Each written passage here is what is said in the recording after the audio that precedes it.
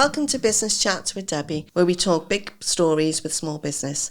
I'm your host, Debbie Warburton, and today I've got Andy Bradbury in from Rosemullion Distillery. As you can see, these are sealed bottles. We have not opened them yet, but they are sealed. So welcome to my podcast. Good morning, Debbie. Thank you for inviting me. Thank you very much. So you're one of my clients. Yes. And you've just grown and grown and grown. From when we first met quite a few years ago, you've actually just grown and grown and grown. You started off with a couple of bottles of rum and a couple of bottles of gin. Or did you have two bottles? I think you might have only had one bottle of gin at the time. We may have had two, but I think we're now up to 14 products, which is going quite nicely. Yeah. Growth has been very good. Revenue's been increasing every year. Yeah. Bit stressful at times. Yeah. The economic climate's not been helping, but I'm sure we'll talk about that a little bit. Because I suppose the first thing people cut back on when money's tight is alcohol. Yeah, especially the premium end. Yeah. Which is where we reside more than anything. So, but no, we're progressing. It's been hard work. Thankfully, we're maintaining the quality. So we're in lots of nice awards, and we're starting to stock some very interesting places now, which is quite nice. So I know every time you come up on Facebook, we've won a gold award for this and a gold award for that and a silver award for this. So do you know what I mean? I know I've tried your gin, and the spice rum is beautiful. Normally when I try rum, I have rum and coke every now and again, and you can always feel it catching a bit at the back of the throat after you drink. I could just drink that and drink that and drink that because it's very, very smooth. We try to make sure all of our products, even our gins, you can drink neat actually. Yeah. So that we try to make sure they're all quite easy drinking, quite smooth. Yeah. Without being overly sweet, which is why I think we win lots of nice awards, because we tend to be able to make very good premium spirits, which is very positive. And then you've got the chocolate rum. We've got chocolate rum, which did very well last year in International Wine and Spirits. It was awarded, I think, 96 out of 100. Yeah. And that managed to get us onto Channel 4 Sunday Brunch. Oh, yeah, I saw it. Yes, I did, yes. So he made a bit of a hash of the cocktails they were making, but they at least invited us on. So we're now back with them in about, not with Channel 4, but with the rum ambassador, Mr. Burrell. We're at Rum Fest with him in about 3 weeks. Oh, right. So we're doing a trade day with them, so we're doing a tasting Where's session. That'll be in London. Right. So that's a big rum event. Yeah. So we'll be there for the trade day. Yeah. So which is quite nice. So onwards and upwards. And now you've branched out into whiskey as well. We have just sold out our second batch of whiskey, which is very good. So are they in the same bottles? Same size bottles. Yeah. And that's been well received. We've had a couple of very complimentary comments from a couple of whiskey clubs in Glasgow and Edinburgh. They were saying that it's one of the best new releases from a new distillery they've ever tasted, which is quite nice. I mean, to be truthful, the technology we learnt from aging our rums, we've applied to aging the whiskey. Yeah.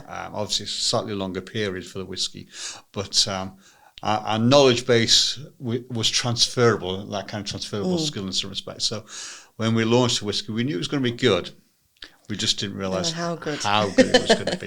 We should have made more, but that's a hindsight issue from about almost 4 years ago now. But there we go. Is that how long it's taken to age it? That's legally, you're not allowed to sell whiskey until it's over 3 years. Right. So you've got another batch? We've got another batch which is due for opening in November. Yeah. And then next year there'll be another couple of batches as well. And you've done a bigger batch? We are at this moment putting bigger batches together for 3+ years' time. Yeah. But you got that kind of time lag. Yeah. That you're not quite sure how successful it's going to be. And for a small distillery like us, it's a lot of money tied up. It's a lot of it's a lot of risk. Yeah. You want to make sure you get it right. Yeah. So yes, so we were quite conservative in the first year. So we only made small batches. Incrementally, as our confidence builds, we are making bigger batches. Yeah. But we're still small. Because it's a lot of money tied up. Just to sit there for 3 or 4 years until you can. It is. But it's nice recognition. For the fact for all the hard work. Well, exactly. It's hard work, but also it's a recognition of the fact that we can actually make a good quality spirit, which is good. Oh, you definitely make a good quality spirit. Thank you very much for that. Do you know what I mean? You do. It's. I love the bottles. I think the bottles are so unique. Yeah, distinctive. And there's something that do you know what I mean? You don't want to throw away when you've emptied. You always try and find another use for. We do encourage people to recycle them. Right. So people find alternate uses for them. They put their little fairy lights in them, use them for storage bottles, and a whole house of different things. But they are lovely bottles. And the product inside, do you know what I mean? The problem is the product goes too quick. Well, that's yes. So not for you. That's a good thing for you, but for us, for the products that nice, it just goes too quick. We do want to make products that people want to buy again, if that makes sense. Yeah. Yes. So they are. Yes, they're meant to be easy drinking without being too easy drinking. Yeah, so where can people buy your products from? You can buy them in probably about 30 or 40 places in Cornwall, most of the major shops. So you can start. Do you sell online? We sell online as well, so we've got our own website, and there's 2 or 3 national distributors as well that sell them online, but Rosemullion Distillery.com, you can buy direct from us. There's about 30 or 40 outlets, so we cover most of the major towns in Cornwall. You can find our products on sale if you want to go and see them direct. You can come and taste for free. Normally at Truro Farmers Market on a Wednesday and a Saturday. Yeah. There's normally one of the guys down there, and they're happy to give you free tasters. Yeah. And you also sell little gift sets as well, don't you, with the little bottles? We have got some products. Yes. Yeah. So ideal for Christmas, guys. They make wonderful Christmas presents. We're just going to see our photographer straight after this meeting. We've got 2 new gift sets, which are kind of mid-range. She'll do the artwork, and then we'll get them online, hopefully within 2 weeks. Yeah. So yes, it's we're already seeing the pressure for Christmas. We've already had quite a few orders brought forward from the shops. Yeah. So Monday, Tuesday next week, we're going to be in meltdown mode for a little while. Yeah. We're keeping Parcel Force and Royal Mail in business. We're sending them an email actually this afternoon saying, we're just going to heads up the volume of shipping, which is quite nice, because it seems that whatever's happening in the background, people are starting to buy earlier for Christmas this year. Yeah. So a few people are caught out. So we're quite interested. We're very busy. Weirdly, we're just now stocking the Houses of Parliament as well, which is very nice. Oh. So we're shipping to them for the first time next week, which is positive, because again, this is brand recognition, getting it in the right from there, and once it gets in there, people will start buying. It is that, but it's also a recognition that we're making a premium drink that people want to taste. I mean, the volume-wise is not huge, but it's just the recognition of another premium outlet taking our product line, which is quite nice. Yeah. So, I'm so pleased. I know from all the hard work that's gone into this, and the many hours that you've worked, you and Liz and your kids, and now you've got more staff as well. So I know the hours you've worked. With staff comes responsibility. That's part of the problem. Yeah.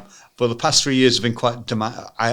I've always kind of sometimes wondered during the summer where would it have been if it hadn't been for COVID and with the current inflation, because our growth rate's been very, very good. Yeah. But it almost feels like COVID with what happened there financially. It's almost like you're progressing with a sea anchor behind you, and it's just holding you back all the time. And I don't think we'll be quite through the implications of that for another 12, 18 months at least. And yet we're still growing very quickly. Yeah. So you do kind of speculate where we would have been, but we're in a nice position. Although, to be truthful, I could do with a day off. It would be very, very nice. I think I've worked 14 days solid now, and I'm away again tomorrow. I may get Sunday off. Yeah.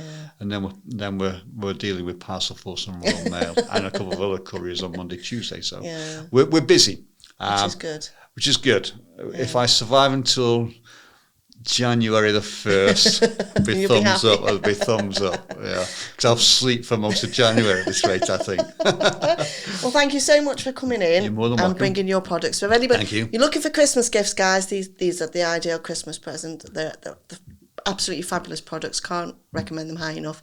So thank you so much for joining us today, and I will see you on our next podcast. Bye bye.